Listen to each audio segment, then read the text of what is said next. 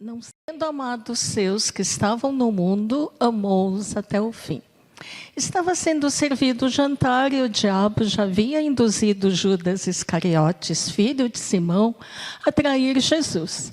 Jesus sabia que o Pai havia colocado todas as coisas debaixo do seu poder e que viera de Deus e estava voltando para Deus. Assim, levantou-se da mesa, tirou sua capa e colocou uma toalha em volta da cintura. E depois disso, derramou água numa bacia e começou a lavar os pés dos seus discípulos, enxugando-os com a toalha que estava em sua cintura. Senhor Deus, que o teu Espírito Santo venha colocar na nossa mente, no nosso coração, a tua palavra, e uma vontade tão grande da gente de obedecer e praticar. Em nome de Jesus. Amém. Quando diz assim, um pouco antes da festa da Páscoa, é agora. Nós estamos um pouco antes da festa da Páscoa. E na época de 300 depois de Cristo, teve o concílio de Nicéia e estabeleceu-se a quaresma.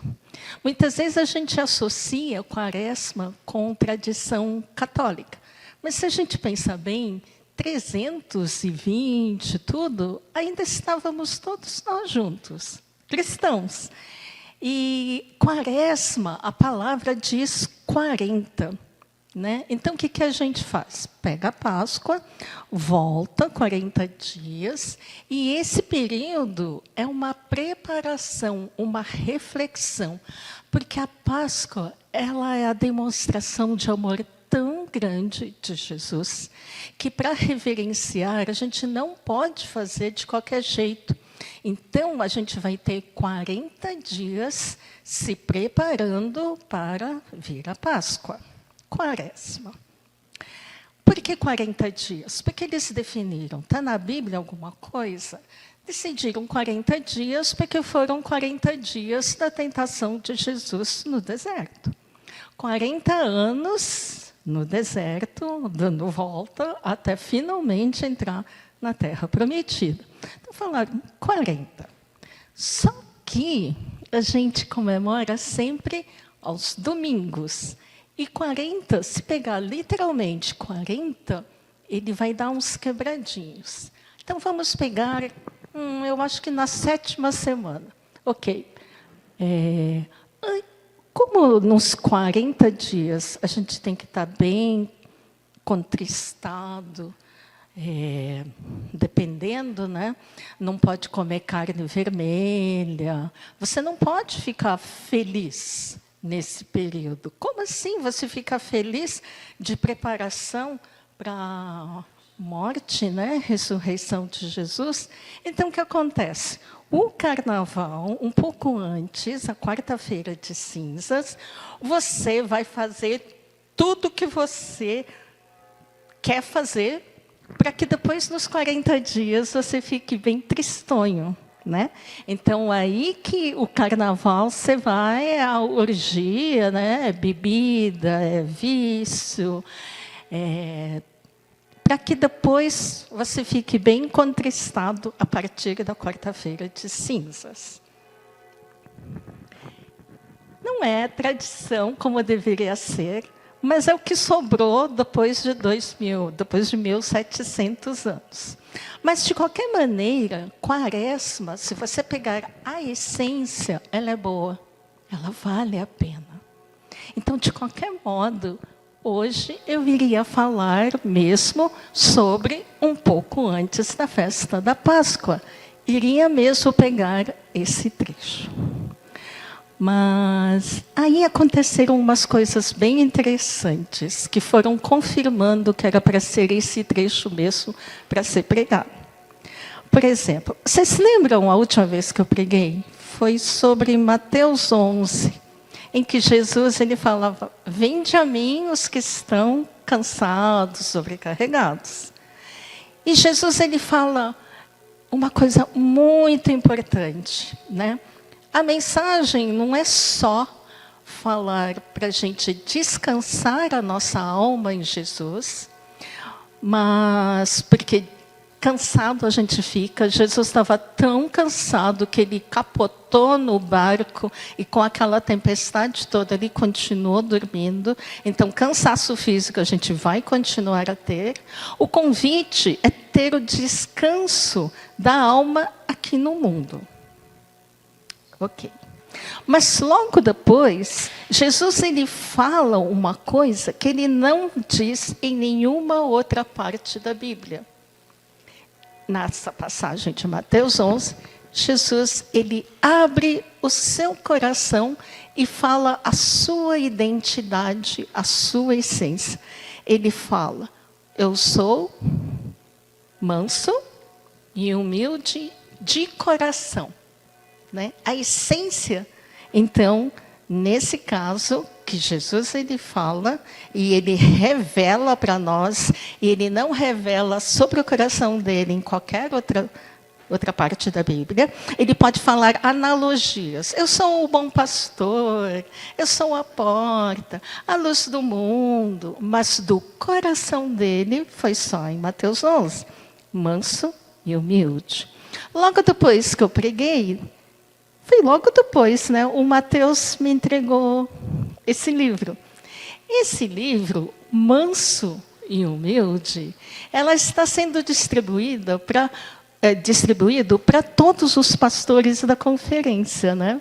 Não é só nós, mas é da parte da capacitação. Então, capacitação quer que os pastores não parem de estudar, né, Marcos? E uma das maneiras muito legais que eu amo é leitura de livros, e eles escolheram isso. Logo depois da pregação, Mateus me entregou e eu vi, manso e humilde. Olha, acabei de pregar sobre isso. Eu vou dar uma lida, né? É muita coincidência. Coincidência que não existe. Mas a parte, em letra pequena, aqui diz, o coração de Cristo para quem peca e para quem sofre. Para quem peca, Cristo ele é manso e humilde. Para quem peca e vai até ele. Para quem sofre, Jesus é manso e humilde. Vamos ver então nessa passagem, né, que depois eu vou voltar para esse miolo. Mas então é o tema, né, antes da Páscoa. E Jesus, ele não era ignorante quanto à situação dele. Ele sabia que a partir daí ele ia começar a sofrer um sofrimento que ninguém nunca na terra passou. Mesmo se fosse crucificado, a diferença é que na cruz, Jesus sofreu uma separação de Deus Pai que nunca ele passou, nem na eternidade passada, nem na eternidade futura. A única vez que Jesus ficou longe, que não houve a Trindade, foi na cruz. Porque ele sofreu a separação pelo pecado, né, de todos nós, pelo seu, pelo meu. Ele sabia que ia chegar isso. Ele sabia que ia deixar esse mundo e iria para o Pai. Mas olha essa parte muito interessante, que é o miolo. Tendo amado os seus que estavam no mundo, foi bem frisado, amou-os até o fim. Bom, nós sabemos que ali, junto, estava Judas, que o traiu, e estava também Pedro, que o negou. E mesmo assim, Jesus vai e lava os pés. Eu li Antônio Vieira. Ele fez uma pregação desse mesmo trecho, e ele disse assim: o amor de Jesus é muito diferente do nosso amor. Eu estou usando as minhas palavras, tá? Porque o nosso amor é enganoso, porque o nosso amor está na nossa imaginação. Não é verdadeiro. Agora eu vou contar o terceiro motivo de por que está pregando essa mensagem. 2 semanas atrás, eu discuti com a Ruth. Discuti feio mesmo, tenho até vergonha. Mas eu sei que daqui não sai, né? Dali também online não sai. A gente estava tomando café no shopping e ela falou de uma terceira pessoa e eu falei, não, ele não é assim. Mãe, ele sente isso. Ele se sente traído por você. Eu falei, não, imagina, Ruth, vamos aos fatos. Foi assim. E ela, não foi assim. Aí, o que aconteceu? A mãe aqui, é que eu sou surda, né? Mas acho que isso não releva muito. Mas eu comecei a falar cada vez mais alto, em pleno shopping, numa cafeteria. Eu estava rebatendo. Por quê? Porque a percepção da minha filha não pode estar correta. Porque se a percepção dela estiver correta, quer dizer que a minha estava errada. Não, imagina. Pode-se dizer que, exagerado, mas vamos usar a palavra amor porque é o contexto. Eu amo tanto aquela terceira pessoa que na minha imaginação ele jamais seria capaz disso, né? Porque na minha imaginação eu que fui traída. Então não é possível. Só que depois eu conversei com ele, daí a 10 dias eu chamei, a gente conversou e a minha filha estava certa. Eu tive que pedir perdão para a Rutinha, mas aí já, né? Mamãe gritou comigo em pleno shopping. Nunca. Desculpa. Né? Porque a verdade é uma coisa. E ela estava certa. Eu errei. Mas na minha percepção, na minha imaginação, essa terceira pessoa jamais ia fazer isso. Então, como ele fez, como é que eu fiquei?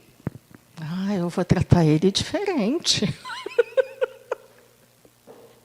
Porque o meu amor a essa terceira pessoa, ela acaba no momento que eu me sinto traída por ele. Né? Então, eu estou confessando aqui, na pregação, tentando mostrar que o que eu aprendi, o que o Antônio Vieira falou, está certo. A gente ama, às vezes, a pessoa da nossa imaginação. E quando a pessoa não corresponde com o que a gente imagina, parece que o amor se esvai. Esse é um amor limitado? Esse é um amor errado? Isso não é amor, é um amor humano. Por isso que Antônio Vieira diz, somente o amor de Jesus é verdadeiro. Porque ele já sabia, antes de lavar os pés, tanto de Pedro como de Judas, o que ia acontecer, mas prestem atenção, amou-os até o fim. Na nossa imaginação, muitas vezes, a gente pensa que a gente faz uma coisa e as pessoas vão ficar agradecidas pelo esforço que a gente fez, pelo sacrifício que a gente fez. Então, essa pessoa tem que me amar.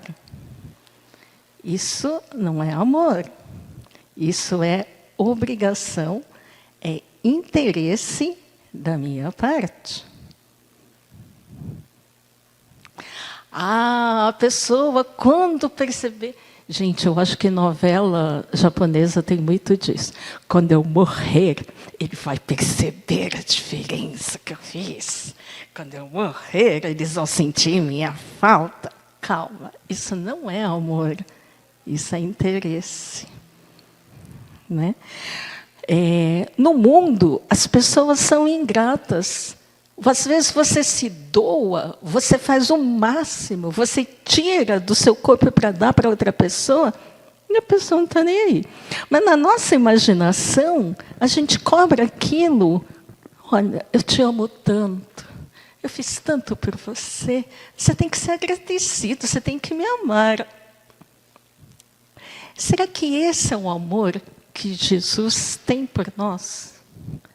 Dele morrer na cruz para que a gente o ame de volta?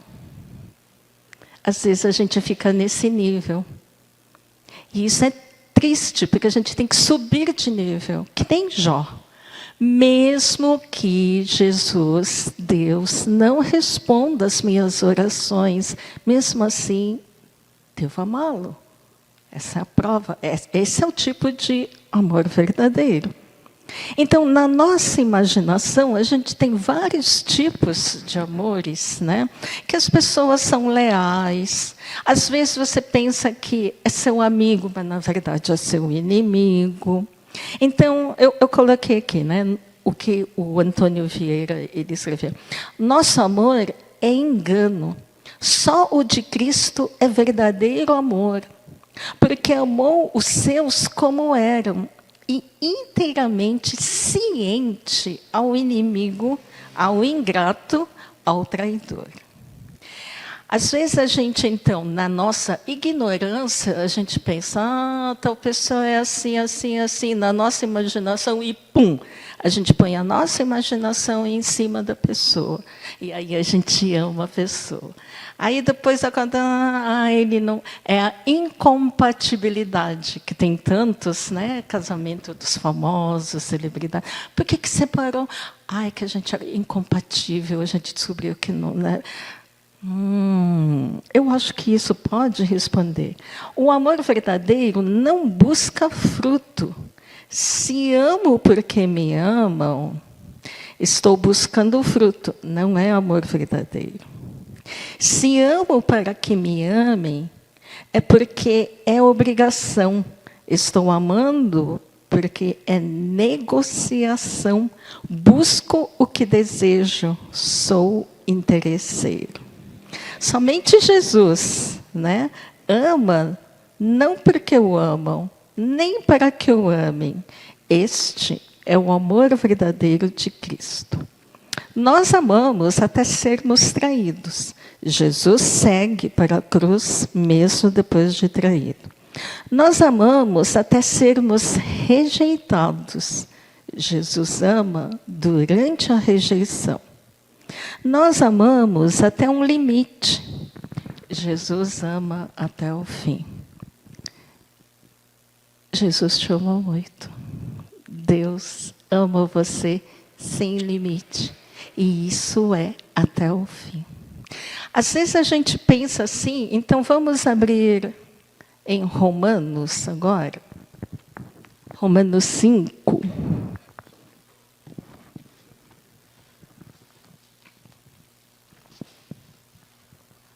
Agora, uma aplicação que costumamos fazer errado, e a Bíblia, a palavra de Deus, diz que não é assim. Romanos 5, de 6 a 10. De fato, no devido tempo, quando ainda éramos fracos, Cristo morreu pelos ímpios. Dificilmente haverá alguém que morra por um justo, embora pelo homem bom, talvez alguém tenha a coragem de morrer. Mas Deus demonstra seu amor por nós. Cristo morreu em nosso favor quando ainda éramos pecadores.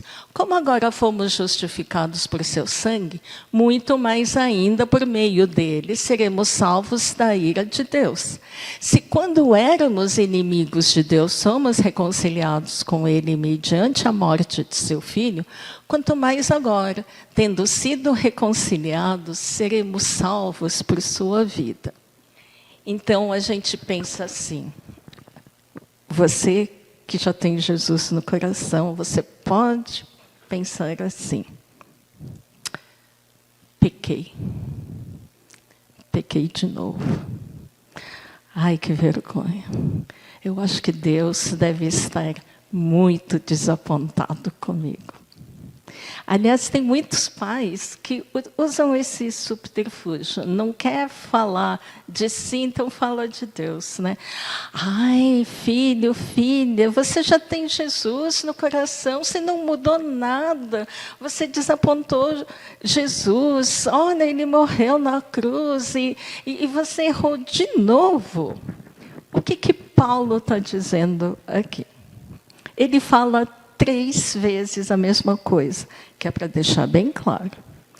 Ele fala que Deus demonstrou seu amor por nós quando ainda éramos fracos. No devido tempo, sim, Jesus morreu por nós, ainda éramos fracos. Cristo morreu pelos ímpios. Cristo não morreu por nós só quando a gente estiver forte. Esther, você está indo muito bem. Agora você passou na aprovação. Você está forte. Agora eu vou morrer na cruz em seu lugar. Não, não é assim. Mas o pior é que muita gente pensa que é assim. Espera que quando a gente estiver forte, então, né, tá valendo. Espera aí. Mas isso é uma coisa assim, é um pensamento tão, talvez estranho, humanamente falando, que Paulo ele repete mais uma vez. Dificilmente haverá alguém que morra por um justo, embora pelo homem bom, talvez alguém tenha coragem de morrer. Versículo.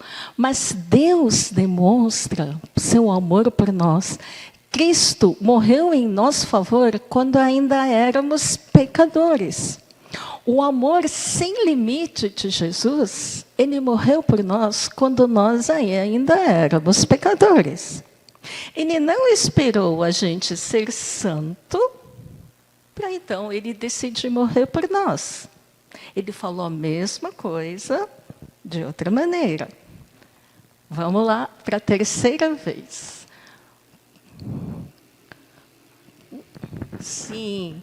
Se quando éramos inimigos de Deus, fomos reconciliados com Ele, então nós éramos inimigos de Deus e Cristo morreu por nós. Ele não esperou a gente ser amigo dele para depois morrer por nós. É estranho, né? Porque fica... Mas se pensar bem, não é por obras que a gente é salvo. Isso... Mas muitas vezes a gente se converte, vai para a igreja, erra e pensa, agora não posso mais voltar. Porque agora eu já sei o que é, né? Eu já sou salvo, eu não posso mais pecar. Eu tenho certeza que Deus está desapontado comigo. Mas o que João, né, o evangelista, diz? O amor dele é sem fim. Nada mudou. O mesmo amor dele, liberal, incondicional, de quando ainda éramos fracos, pecadores e... Como era a outra coisa? Fracos, pecadores. Inimigo. Ele morreu por nós, é o mesmo amor que mesmo quando a gente peca e vai para Jesus, ele continua com o mesmo amor. Quando pecamos e vamos a Jesus, ele é manso e humilde de coração. É a mesma coisa quando a gente fala, não, Deus ama, mas tem um momento que talvez pode ser que diminua um pouco o amor. Deus não pode amar menos, porque se Ele amar menos, Ele não é a mesma pessoa, e Deus não muda nunca, e Deus é amor. A gente vê isso em João 4,16. A essência, não é que Deus tem amor por nós, mas Deus é amor.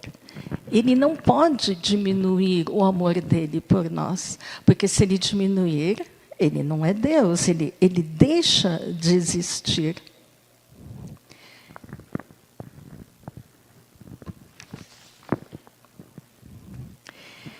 Deus, Jesus, tomou a iniciativa de nos salvar. E o amor dele não tem fim. Na nossa percepção, o nosso amor tem prazo de validade, tem graduação. O nosso amor, uma hora acaba. Na nossa percepção, o amor tem limite. Mas o amor de Deus é sem limite. E é assim que Ele ama você. Ele ama você com esse amor infinito e sem variação, sem diminuir. Se Ele nos ama tanto, quando ainda éramos fracos, pecadores e inimigos, quanto mais agora que somos filhos do Pai. Se você pecou, arrependa-se. Vá até Deus. Vá até Jesus. Ele é manso e humilde de coração. Ele nunca, nunca te abandonou. Ele te ama até o fim. Peça perdão. Se você nunca se arrependeu dos seus pecados e quer experimentar agora esse grande amor de Deus, faça isso. Ele te ama desde antes da nossa existência. Ele te perdoa e vai te amar até o fim, sem limite. Vamos orar? Senhor, o teu amor é imenso e muitas vezes a gente põe limitações como se o Senhor fosse humano. Mas o teu amor é tão gigante, é tão grande, e ama tanto a cada um de nós que morreu na cruz, mesmo sabendo quem somos. Isso nos constrange. Ajuda-nos, Senhor, a nos prepararmos para perceber cada dia mais o quão grande é o teu amor para conosco. Ajuda-nos a refletirmos sobre o teu amor verdadeiro. Ajuda-nos, Senhor, que quando pecamos, a gente possa correr para ti.